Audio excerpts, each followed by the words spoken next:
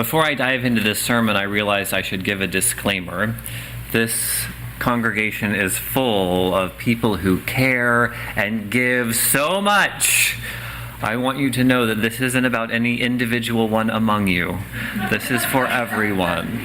Don't take it personally. I want to begin with a few stories. One is fiction. The other two are very true.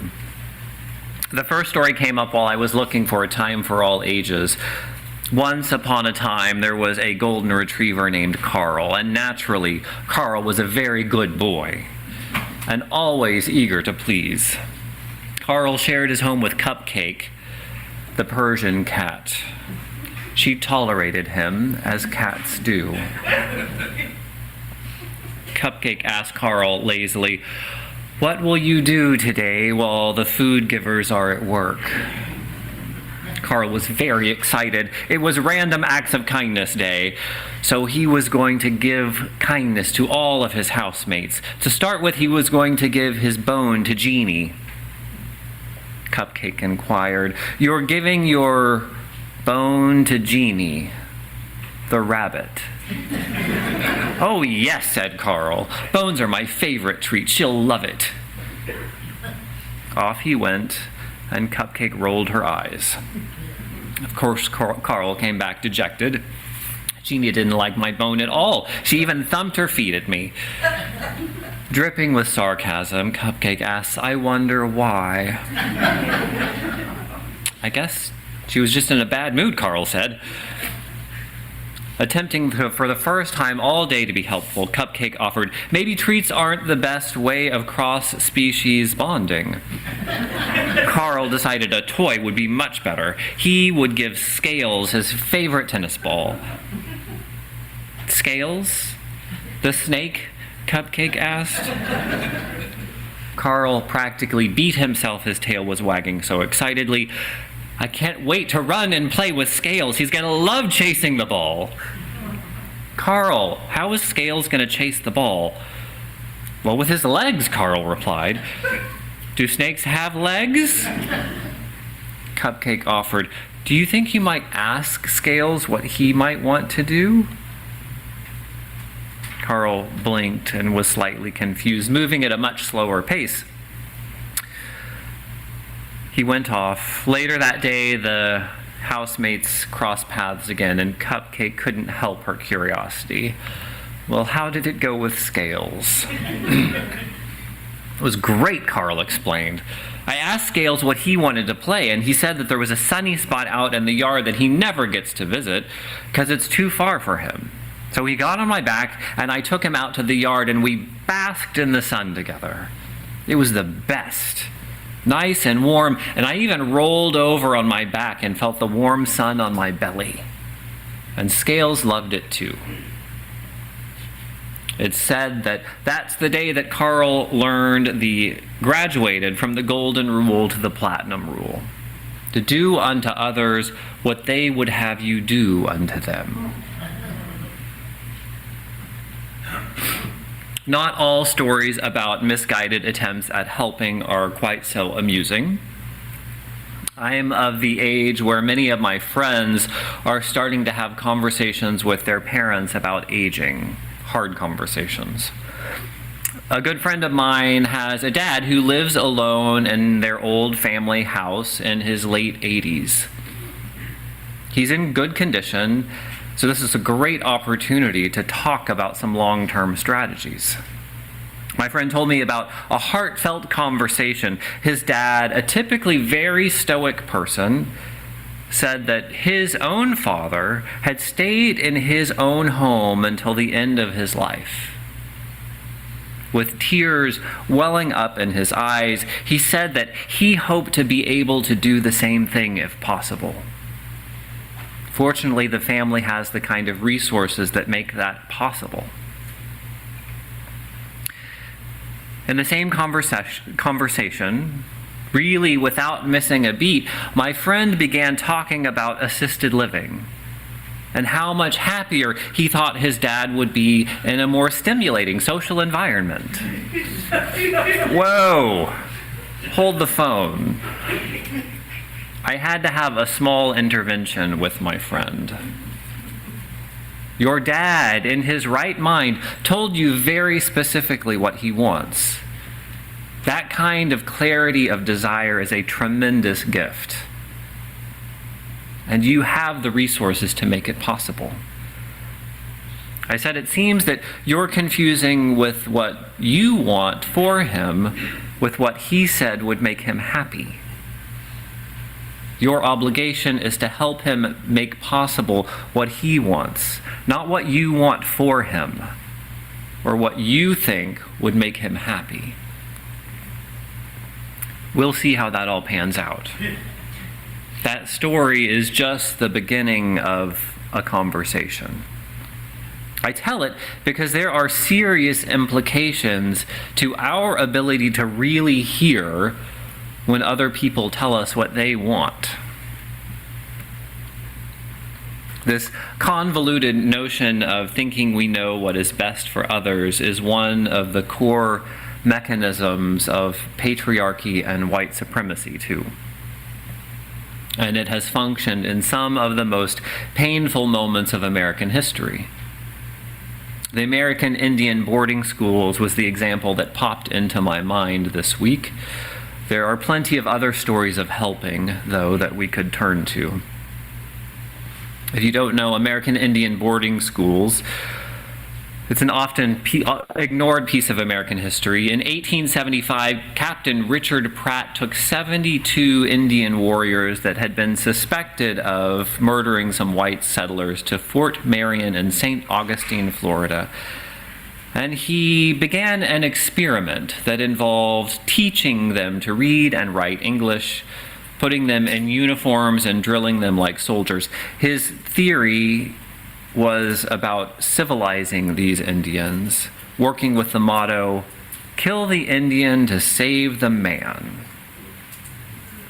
From that point forward, a whole network of camps were created to do just that, taking children from their families for roughly 5 consecutive generations, 1880 to 1980. American Indian culture was systematically stamped out through boarding schools to kill the Indian and save the man.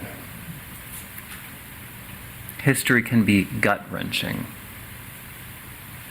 When we tell these stories of history, I try to remember that there were also voices uplifting human dignity and worthiness. In the opening words of his essay, Remarks Concerning the Savages of North America, nice title, Benjamin Franklin wrote, "Savages, we call them, because their manners differ from ours, which we think the perfection of civility. They think the same of theirs."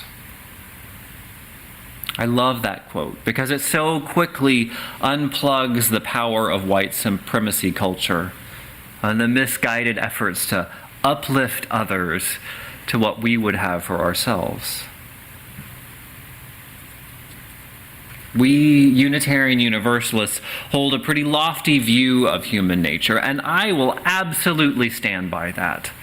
Around the world, throughout time, people have shown incredible compassion and cooperation. Human intelligence is one of the true marvels of nature. It turns out sometimes we're also a little too smart for our own good. These intelligent, rational minds of ours get us into trouble, justifying the actions we want by claiming that they are actually good for others.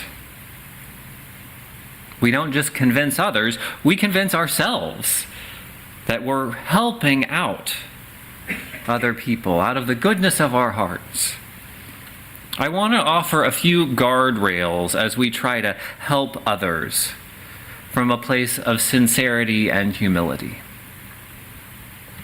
The first is that help is always an offer. That means it can be refused. When I started ministry, I was mostly with people the age of my grandparents. I had never spent much time with people who had physical challenges or frailties, and it felt strange at first. Eventually, I learned to offer help. My learning was expedited by a few outspoken UU elders who were direct and explained, "No, not like that."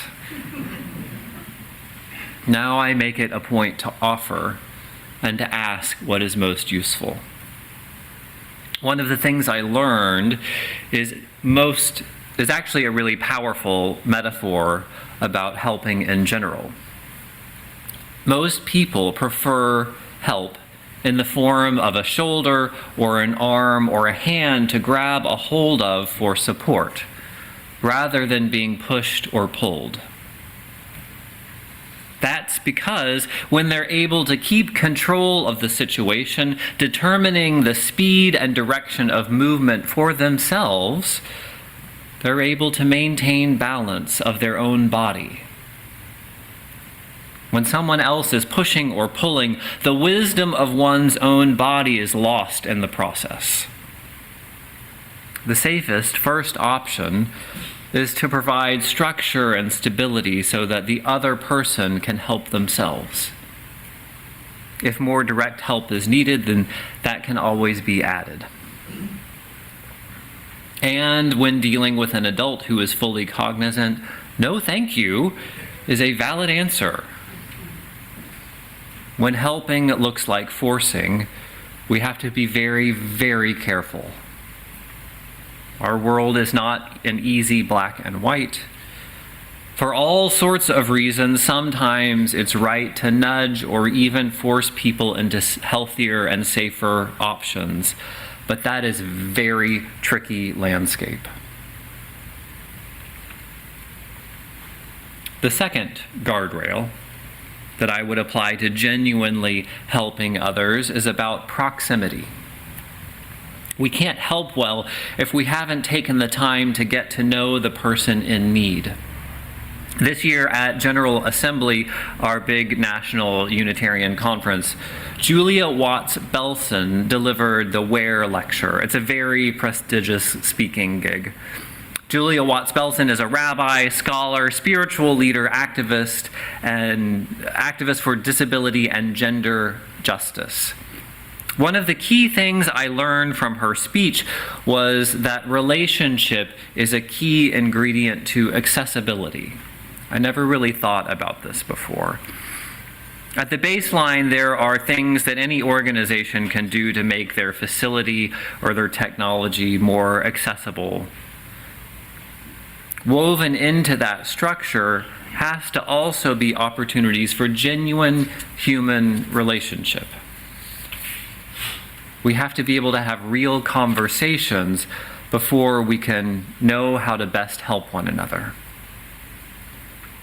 You might look at it this way. Having ramps to wheel into a building doesn't do much good if we're not willing to meet one another on the same level to have a face-to-face conversation. Some of you likely remember the attorney Brian Stevenson. We read his book at Tapestry. In fact, he was a Where lecturer from several years ago. We saw him in New Orleans, I think. As a brilliant young man, he was kind of unclear about his future direction and what type of law he would practice, but in an internship found himself working with people on death row. A few decades into that work, he's now a law professor at NYU and the executive director and founder of the Equal Justice Initiative. He helped achieve a few Supreme Court decisions prohibiting sentencing children under 18 to death or life in prison. He's also provided counsel in cases to save dozens of prisoners from the death penalty. Brian Stevenson talks to others. He talks to us a lot about getting close enough to people to understand them personally. He talks about proximity. He says that in order to be part of the solution of the world's problems, we must start by getting closer to the people most impacted. Only then, when we've known the impacts on a personal level, can we draw any conclusion about the broader framework of what's going on. To help, we have to start by getting to know each other. And the final guardrail I would put on our effort to help others is to think a little bit about our motivation. We are not saints, and that is okay. It can be helpful to pause every once in a while and ask, in what ways does giving or helping feel good to me? In addition to being a nice person, a person of dignity and worth, a person of a generous heart, what feels good about this?